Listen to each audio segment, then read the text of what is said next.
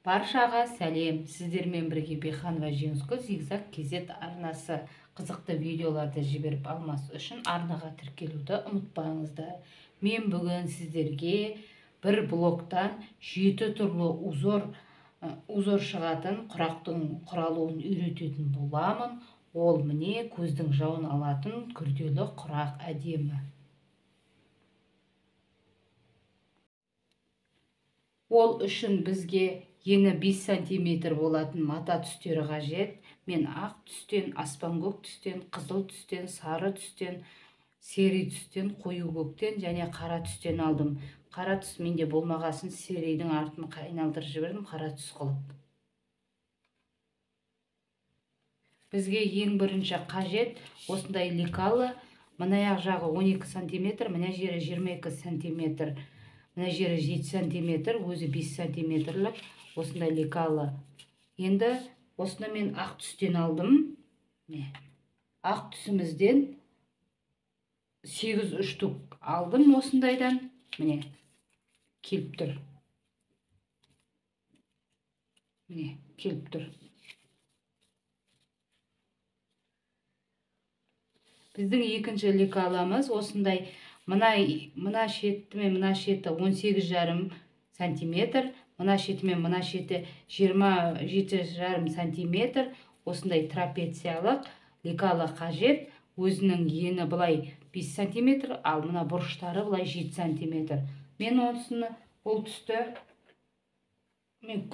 аспан көк түстен 4 штуктан алдым. Міне.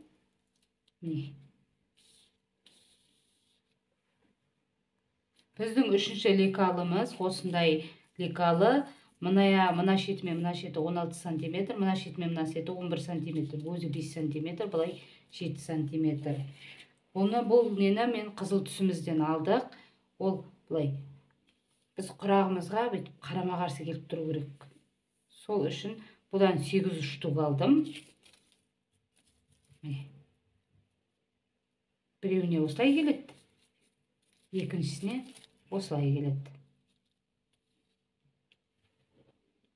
Бізге енді келесі сары түсімізден 8 штук, дәл осындай қызылдың размерімен бірдей, екеуінің лекалысы бірдей. Былай түседі и былай түседі.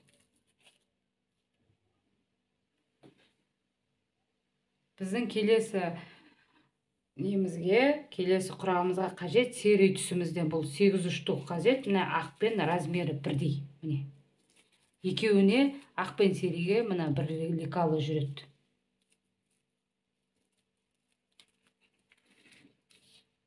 Бізге алтыншы қою көк түсімізден оның размері мына аспан көктің размерімен бірдей, екеуінің лекалысы бірдей. Бірдей келеді.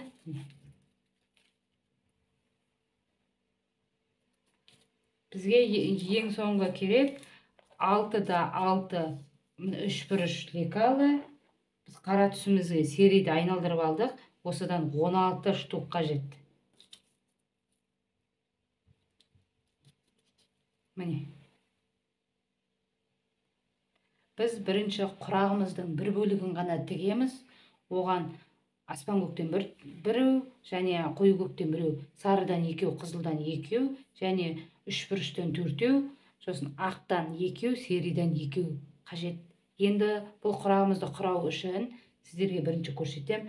Мына екі түсімізді аспан көкпен қою көк түсімізді бір-біріне қаратып тігіп аламыз.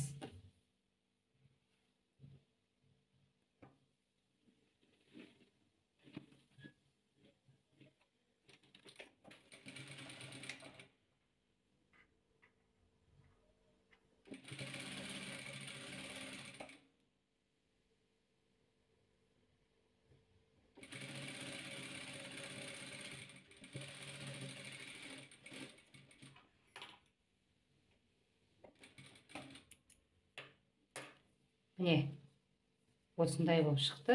Міне, басы құрағымыздың.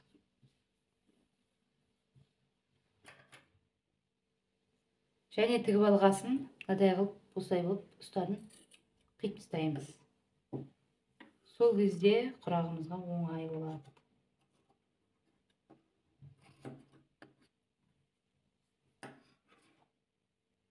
Екінші сары мен қызылдарымызды осылай қаратып өстіп тігіп аламыз.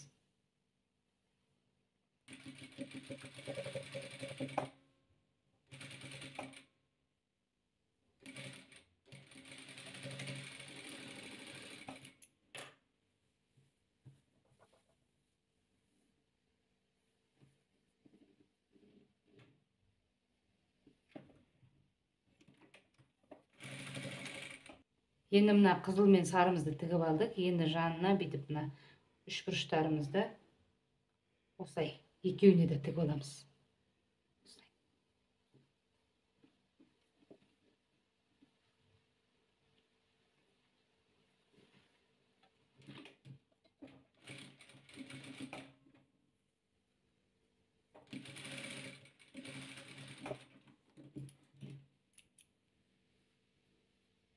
Міне.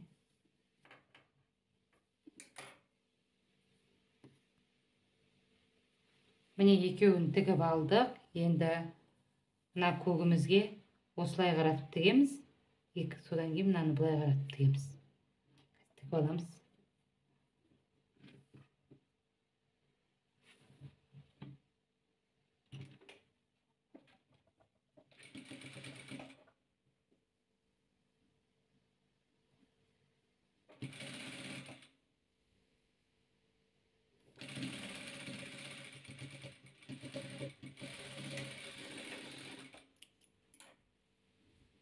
Міне. Енді екінші жағына тігеміз.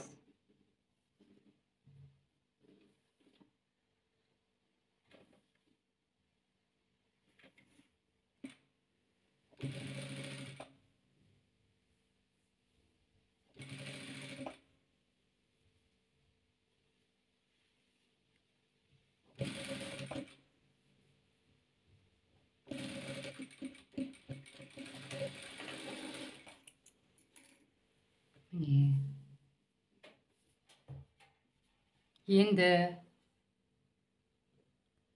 Енді ағымызды үстіп мына жерге қойып тігеміз.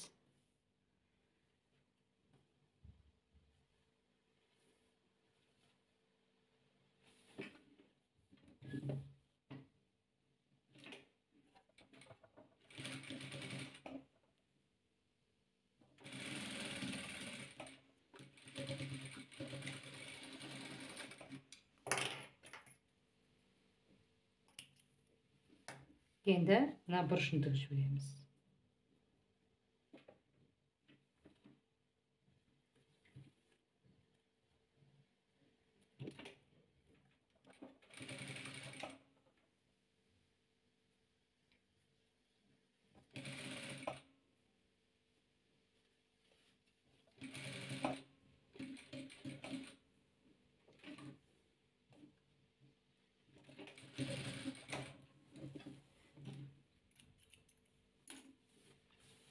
Міне, ағымыз шықты. Енді міне анада ағымызды тігіп аламыз.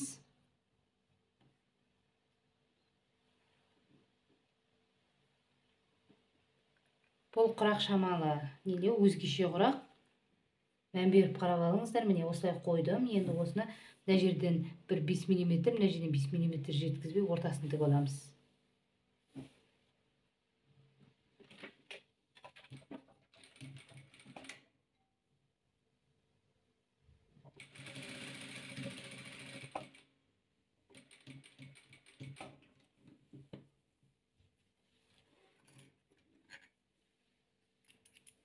Енді міне тігіп алдық. Енді ақтардың бұрыштарын қосамыз.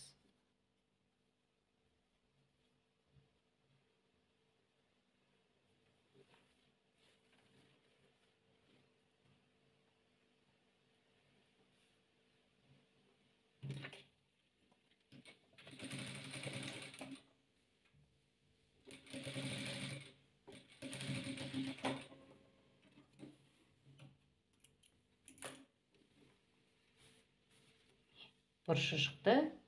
Енді мына бұрышында тігіп аламыз.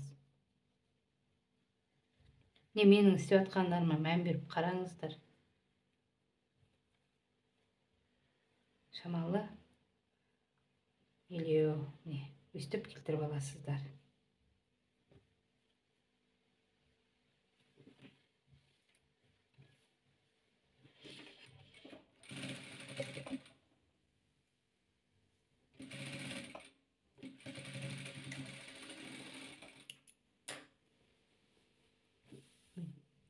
Міне ағы тігілді. Ақ түсімізді тігіп алдық. Енді сері түсімізді де дәл осылай қылып тігеміз. Сіздер бірінші бұрышын тігіп барып, былай да тігулеріңізге болады. Былай тігіп барып, былай да тігулеріңізге де болады. Ол менің жағдайымда, мен былай тігем.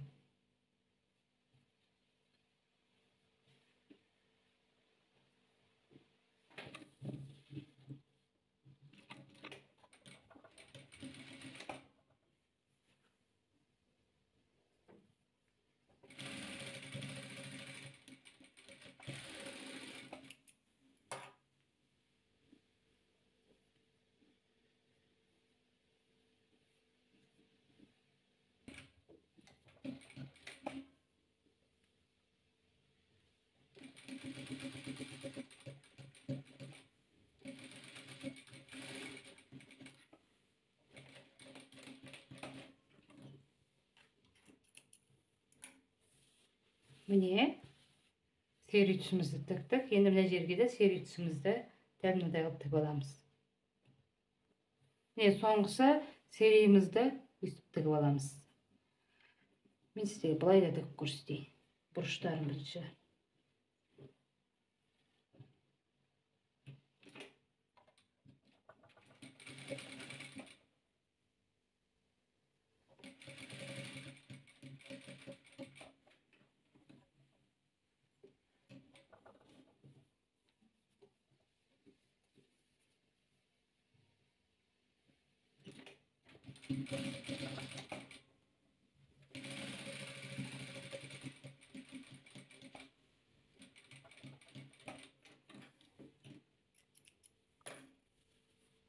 Міне.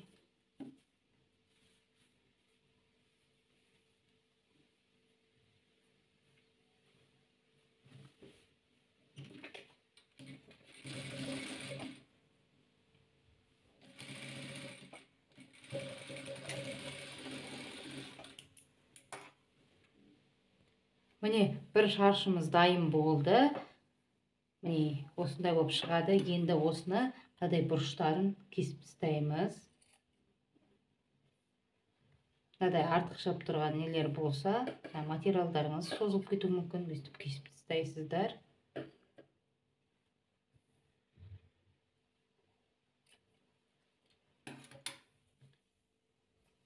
Және мына бұрышында. Міне осындай болып шықты.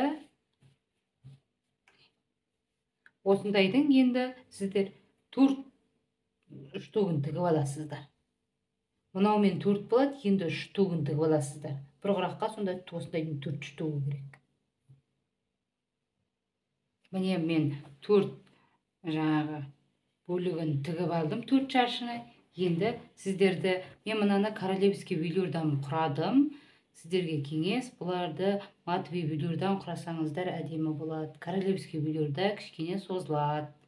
Енді осыдан мен сіздерге құрақтың 7 узорын шыға көрсетемін. Ең бірінші узоры, міне.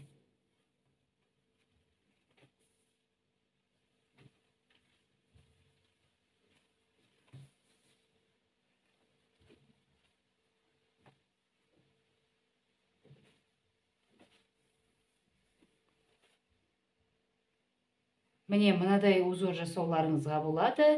Енді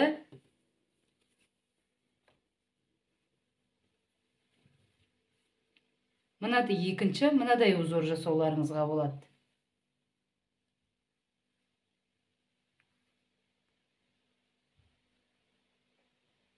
Мынау енді үшінші түрі. Осылай да бекітулеріңізге болады. Міне қарап алыңыздар, мынау 4-ші түрі. Осылай істесеңіздер, осындай узор шығады. Міне енді ақтарын ортасына келтіріп, мынау 5-ші түрін осылай істеулеріңізге де болады. Міне қарап алыңыздар, өте әдемі. Міне соңғы түрі осындай қылып та бекітіп узор жасауларыңызға болады. Мынау ең соңғы 7-ші түрі. екі ақты осылай, екі серийді осылай қойып, осылай да құрауларыңызға болады. Мен жаңағы 7 түрін көрсеттім сіздерге. Енді мен осы түрін таңдадым. Енді осыны қосып тастаймыз.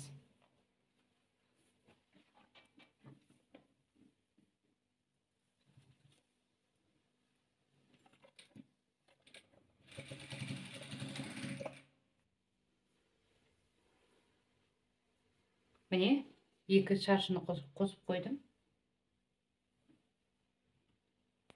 Енді екі шаршыны қосам.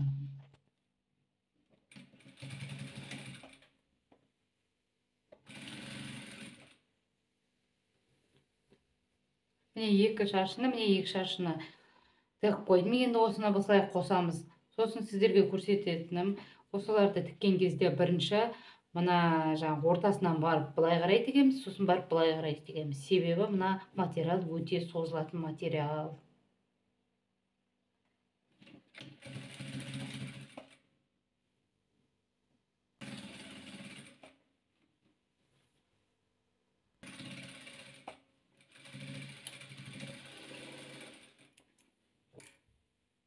Міне, жартысын тігіп қойдым. Енді мына жартысын тігемін.